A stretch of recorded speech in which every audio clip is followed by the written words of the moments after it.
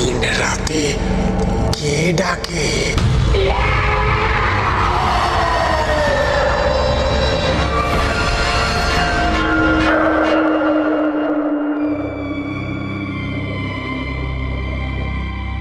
আলো ছায়ার এই দুনিয়ায় এমন কত ঘটনাই না আছে যা বিজ্ঞান যুক্তির বাইরে।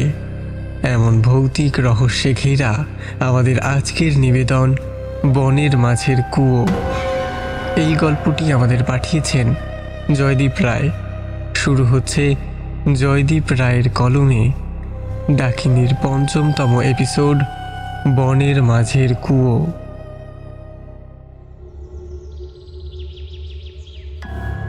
শহর থেকে বহু দূরে নাম না জানা এক নিবিড় গ্রাম। গ্রামের চারপাশ ঘিরে আছে গভীর শাল সেগুনের বন, আর সেই গ্রামের শেষ প্রান্তে ছিল একটা পুরনো প্রায় পরিত্যক্ত কুয়ো। লোকে বলতো কুয়োটা নাকি অভিশপ্ত, কেউ তার ধারের কাছে যেত না। দিনের আলোতেও একটা অজানা ভয়ে বুক কেঁপে উঠত। কিন্তু রাতের বেলা ওই কুয়োর দিকে কেউ ভুল করেও চোখ তুলে দেখত না। গ্রামের বৃদ্ধ লোকেরা বলতেন বহু বছর আগে এক অতৃপ্ত আত্মা নাকি ওই কুয়োটিতে তার নিজের ঘর বানিয়ে নিয়েছে। অমাবস্যার রাতে কুয়োর চারপাশে এক অশরীরী শক্তির আনাগোনা চলে। শোনা যায় করুণ কান্নার আওয়াজ, আবার কখনো বা খিলখিল হাসির শব্দ, যা শুনলে রক্ত হিম হয়ে যায়। এই গ্রামেরই এক তেজি যুবক অসীম। যৌবনের দম্ভ আর আধুনিক শিক্ষার আলোয় তার মন ছিল কুসংস্কার মুক্ত। ভূত প্রেত ডাইনি বা অশরীরী এসব তার কাছে ছিল নিছকই মনের ভুল। গ্রামের চায়ের দোকানে বসে যখন বয়স্করা কুয়োর ভুতুড়ে কাণ্ড কারখানা নিয়ে ফিসফিসানি করতেন, অসীম তখন তাচ্ছিল্যের হাসি হাসত। সে বুক ফুলিয়ে বলতো, হ্যাঁ, তোমরা যে কি বলো, ভূত বলে কিছু হয় না, ওসব হ্যালুসিনেশন, মনের ভয়। সাহস থাকলে আমি একদিন ওই কুয়োর পাড়ে গিয়ে রাত কাটিয়ে আসবো। গ্রামের মানুষ তার এই কথা শুনে শিউরে উঠত, মনে মনে ইষ্ট নাম জপ করত। তারা জানত কিছু কিছু অন্ধকারকে ঘাঁটাতে নেই। ঘটনাটি ঘটে এক বর্ষার শেষে। গ্রাম পঞ্চায়েত প্রধানের একমাত্র মেয়ে সন্ধ্যা। হঠাৎ সন্ধ্যার এক অদ্ভুত জ্বর এলো। প্রথমে সবাই ভাবল এ সাধারণ কোনো জ্বর, কিন্তু দিন গড়াতে লাগলো আর সন্ধ্যার অবস্থার অবনতি হতে থাকলো। গা জ্বরে পুড়ে যাচ্ছিল আগুনের মতো তাপে, অথচ সে শীতে কাঁপছিল। মাঝে মাঝেই অদ্ভুত কী সব প্রলাপ বকছিল, এমন ভাষায় কথা বলছিল যা কেউ বুঝতেও পারছিল না। তার চোখ দুটো কটোরাগত হয়ে গেল, আর চোখের নিচে পড়ল কালিমার ছাপ। গ্রামের কবিরাজ মশাই এলেন। নাড়ি টিপে তিনি অনেকক্ষণ চুপ করে বসে রইলেন। তার কপালে চিন্তার গভীর ভাঁজ পড়ল। দীর্ঘশ্বাস ফেলে তিনি বললেন, প্রধান মশাই, এ জ্বর সাধারণ কোনো ব্যামো নয়। এ এক অশুভ দৃষ্টির প্রভাব। এর চিকিৎসা সাধারণ জড়িবুটিতে হবে না। তাহলে উপায়? আমার মেয়েটা কি বিনা চিকিৎসায় মারা যাবে? কবিরাজ বললেন, উপায় একটা আছে, কিন্তু কিন্তু সে যে বড়ই কঠিন আর বিপজ্জনক। এই গ্রামের শেষ প্রান্তে যে অভিশপ্ত কুয়োটা আছে, তার পাড়ে অমাবস্যার রাতে এক বিশেষ ধরনের ঔষধি গাছ জন্মায়। রক্তবর্ণের পাতা, আর তা থেকে বের হয় এক নীলচে আভা। সেই গাছের মূল এনে বেটে খাওয়াতে পারলে তবেই সন্ধ্যা সুস্থ হয়ে উঠবে। কিন্তু কিন্তু আজই তো অমাবস্যা, আজ রাতে কে যাবে ওই শ্মশানপুরীতে? কবিরাজের এই কথা শুনে উপস্থিত গ্রামবাসীদের মুখ ভয়ে ফ্যাকাশে হয়ে উঠল। অমাবস্যার রাতে ওই কুয়োর ধারে যাওয়া আর স্বেচ্ছায় মৃত্যুর মুখে ঝাঁপ দেওয়া একই কথা। কেউই রাজি হলো না। পিনপতন নিস্তব্ধতার মধ্যে দিয়ে হঠাৎ ভিড় ঠেলে এগিয়ে এলো অসীম। আমি যাব? একটা সামান্য গাছের জন্য একটা মেয়ের প্রাণ যাবে? আমি এসব ভূত প্রেতের গালগল্পে বিশ্বাস করি না। আমি নিয়ে আসবো ওই ঔষধি। প্রধানমশাই অসীমের হাত ধরে নিষেধ করলেন। বাবা অসীম, পাগলামি করিস না বাবা। তুই তো জানিস ওটা কোনো সাধারণ জায়গা নয়। ওই কুয়োর ভেতরে বহুকাল আগে এক মেয়েকে ডুবিয়ে মারা হয়েছিল। তার আক্রোশ আজও শান্ত হয়নি। কাকু, মানুষ মরে গেলে মাটির সাথে মিশে যায়। আত্মা টাত্মা সব মিথ্যে। আপনারা চিন্তা করবেন না, আমি ভোরের আগেই ফিরে আসব। রাত্রি গভীর হলো। অমাবস্যার সেই রাত ছিল যেমন অন্ধকার তেমনি ভয়াবহ। আকাশ কালো মেঘে ঢাকা।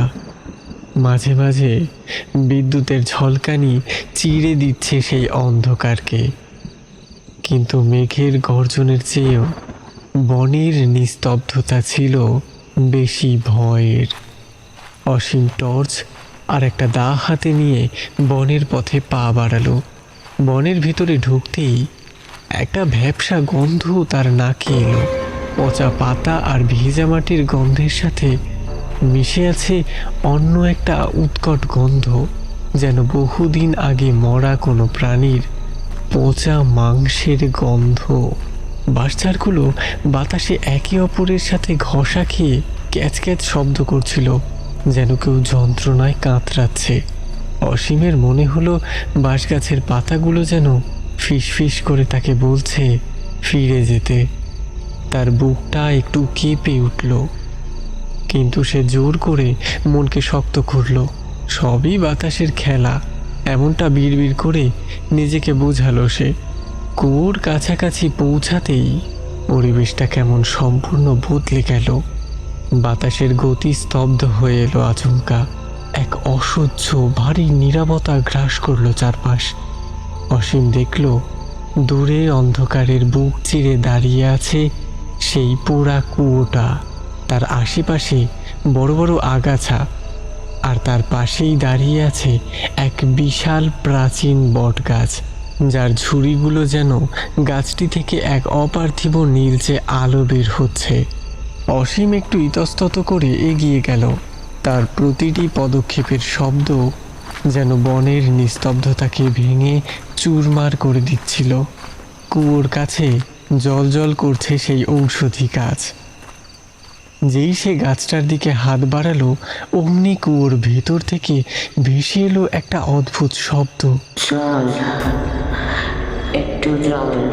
শব্দটা এতটাই অস্পষ্ট যে অসীম ভাবল তার মনের কোনো ভুল। সে আবার হাত বাড়ালো। এবার শব্দটি এলো আরো স্পষ্ট হয়ে। জল, একটু জল, জল। এক করুণ চাপা কান্নার আওয়াজ। মনে হলো মাটির অনেক গভীর থেকে ফুপিয়ে ফুপিয়ে কাঁদছে কেউ। অসীমের কান দুটো সজাগ হয়ে উঠল। সে চট করে পিছনে ফিরল টর্চটা ঘুরিয়ে। না, কোথাও কেউ নেই।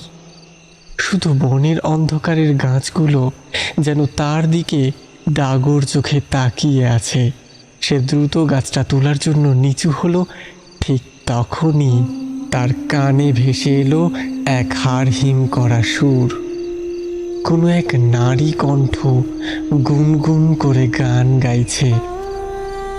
সুরটা এতটাই মিষ্টি অথচ এত বিষাদগ্রস্ত যে অসীমের হাত অবশ হয়ে আসছিল। গানটা যেন তাকে সম্মোহিত করে ফেলছিল। তার মনে হচ্ছিল এই গান শুনবার জন্য সে অনন্তকাল এখানে দাঁড়িয়ে থাকতে পারে। মন্ত্রমুগ্ধের মতো অসীম কুয়োর দিকে তাকালো। কুয়োর সেই কালো জলের ভেতর থেকে ধীরে ধীরে এক জলজলে আভা উঠে আসছে। আলোটা ক্রমশ উজ্জ্বল হলো। অসীম দেখল জলের উপর থেকে ভেসে উঠেছে এক অদ্ভুত নারী মূর্তি। তার পরনে সাদা শাড়ি যা শ্যাওলায় মাখামাখি। দীর্ঘ দীর্ঘ কালো চুলগুলো জলের ওপর ছড়িয়ে আছে। শরীর থেকে টপ টপ করে ঝরে পড়ছে জল, কিন্তু সবচেয়ে ভয়ঙ্কর ছিল ফ্যাকাশে চামড়া, যেন দীর্ঘদিন জলে ভিজে পচে গেছে। আর তার চোখ, সেখানে কোনো মণি নেই, শুধু দুটো সাদা গর্ত। মহিলাটি অসীমের দিকে তাকিয়ে হাসল। সেই হাসিতে ঠোঁট সরে গিয়ে বেরিয়ে পড়ল কালো হয়ে যাওয়া মাড়ি আর দাঁত। হাসিটা ছিল যন্ত্রণার, আবার একই সাথে এক পৈশাচিক আনন্দ মেশানো। অসীম বুঝতে পারল তার আজন্মের বিশ্বাস আজ চূর্ণ হয়ে গেছে। এত ভয় কেন গো বাবু? এসো না, আমার কাছে এসো। তুমি তো বলেছ ভূত বলে কিছু হয় না, তবে এখন কাঁপছো কেন?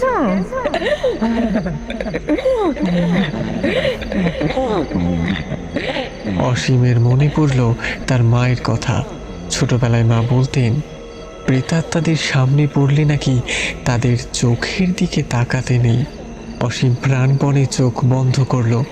সে বিড়বিড় করে কিছু একটা জপ করতে চাইল, কিন্তু তার গলার মধ্যে দিয়ে কোনো শব্দ বের হলো না।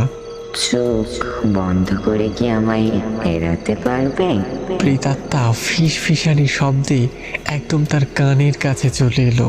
অসীম বুঝল এখনই কিছু না করলে তার মৃত্যু নিশ্চিত। সে মরিয়া হয়ে উঠল। জীবনের মায়া বড় মায়া। সে চোখ না খুলেই হাত বাড়িয়ে অন্ধের মতো সেই নীল আলো জ্বলা গাছটার মূল সমেত উগলে নিল। গাছটা মাটি ছাড়া হওয়ার সাথে সাথেই মহিলাটি একটা বিকট চিৎকার করে উঠল। সেই চিৎকারে বনের তরুলতা যেন কেঁপে উঠল। অসীম চোখ খুলে দেখল মহিলাটি তার দিকে হাত বাড়িয়ে ধেয়ে আসছে। তার নখগুলো বড় এবং ধারালো, যেন তাকে ছিঁড়ে খেয়ে ফেলবে এই মুহূর্তে। অসীম আর এক মুহূর্ত দেরি না করে ছুটতে লাগলো। টর্চটা হারিয়ে ফেলেছে সে অনেক আগেই, আর ঔষধি গাছটা সম্বল করে সে উল্টো দিকে দৌড়াতে লাগলো। পেছনে ভেসে আসছে সেই ভয়ঙ্কর হাসি। অসীমের হৃৎপিণ্ডটা গলার কাছে চলে এসেছিল। কাটা ঝোপে তার হাত পা ছিঁড়ে যাচ্ছিল। লতা পাতায় পা জড়িয়ে সে বারবার হোঁচট খাচ্ছিল, কিন্তু থামল না। সে জানতো থামলেই মৃত্যু। দৌড়াতে দৌড়াতে তার মনে হলো এক ঠান্ডা নিঃশ্বাস তার ঘাড়ে এসে পড়েছে। কেউ যেন তার জামা খামচে ধরার চেষ্টা করছে। যেতে পারবি না। বাতাসের শু শব্দের সাথে এই কথাগুলোই ভেসে আসছিল। অসীম যখন বনের সীমানা পেরিয়ে গ্রামের রাস্তায় এসে আছড়ে পড়ল, তখন পূব দিক ফিকে হয়ে এসেছে। ভোরের আলো ফুটতে শুরু করেছে। পেছনে ধাওয়া করা সেই শব্দটা গ্রামের সীমানায় এসে মিলিয়ে গেল। সে মাটিতে শুয়ে হাঁপাতে লাগলো। সে যেন যমদূতের হাত থেকে নিজের প্রাণটা ছিনিয়ে এনেছে। সকালে অসীম কাঁপতে কাঁপতে ঔষধি গাছটা গ্রাম প্রধানের হাতে তুলে দিল। তার মুখে কোনো কথা ছিল না, চোখ দুটো ছিল স্থির। সেই ঔষধি জলে মিশিয়ে সন্ধ্যাকে খাওয়ানো হলো। জাদুর মতো কাজও করলো। দুপুরের মধ্যেই সন্ধ্যার জ্বর কমে এলো। সে চোখ মেলে চাইল। গ্রামের সবাই অসীমকে বাহবা দিল। কেউ বলল বীরপুরুষ, তো কেউ বা বলল বাঘের বাচ্চা। কিন্তু অসীম কারোর এই প্রশংসার জবাবে হাসল না। সে কেবল ফ্যাল ফ্যাল করে তাকিয়ে রইল। তার মনের ভেতর যে ভয়ের বীজ আজ রোপিত হয়েছে তা কেউ লক্ষ্যই করল না। সেই ঘটনার পর মাস দুয়েক কেটে গেল। আপাতদৃষ্টিতে সব স্বাভাবিক মনে হলেও অসীমের জীবন আর আগের মতো রইল না। সে বদলে গেল। যে ছেলেটা আগে সারাদিন হইচই করত, এখন সে ঘরের কোণে বসে থাকে। সন্ধ্যার পর সে আর ঘর থেকে বেরই হয় না। অসীমের মনে হতো সে একা নেই। সকাল হলো, কিন্তু অসীমকে কোথাও খুঁজে পাওয়া গেল না। গ্রামের লোকেরা অনেক খোঁজাখুঁজি করলেন, কিন্তু অসীমের কোনো চিহ্ন খুঁজে পাওয়া গেল না। অনেকে বলল অসীমকে নাকি কুয়োর ভূত নিয়ে চলে গেছে। গ্রামের লোক আর কখনো ওই কুয়োর ধারে যায়নি। অসীমের সেই ঘটনার পরই সবাই বুঝেছিল যে কিছু কিছু ভয় শুধু মনের কুসংস্কার নয়, বাস্তবও বটে। আর সেই কুয়োটা আজও দাঁড়িয়ে রয়েছে, তার রহস্যময়তাকে ঘিরে অপেক্ষা করছে নতুন কোনো শিকারের। আজকের মতো গল্প এতটুকুই। জয়দীপ রায়ের লেখা বনের মাঝের কুয়ো গল্পটি আপনাদের কেমন লেগেছে তা অবশ্যই কমেন্টে জানাবেন। আর জয়দীপ রায়কে অসংখ্য ধন্যবাদ জানাই ডাকিনিতে নিজের গল্প পাঠানোর জন্য। আপনিও যদি চান আপনার লেখা গল্প আমাদের চ্যানেলে পরিবেশিত হোক, তবে ডেসক্রিপশনে দেওয়া মেইল আইডিতে মেল করুন আপনার গল্প।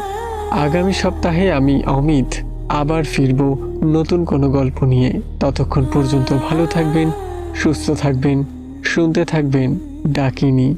ফোনের স্ক্রিনটা অফ করে ঘুমিয়ে পড়ুন। Good night, have a good dream.